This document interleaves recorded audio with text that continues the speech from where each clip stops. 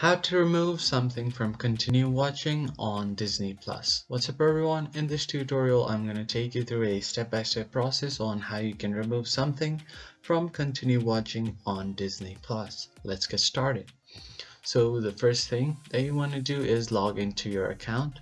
So you just have to open your web browser and go to your Disney Plus website. Then after you have logged into your website, you just have to enter your login credentials to get into your account. After that, you will have to access your profile. So just hover over your profile picture on the top right corner of the page to reveal the account menu. Now just select my profile and click on my profile from the drop down menu. It will take you to your profile management page. After that, you will have to navigate to continue watching. On the left side of your menu, you can select continue watching.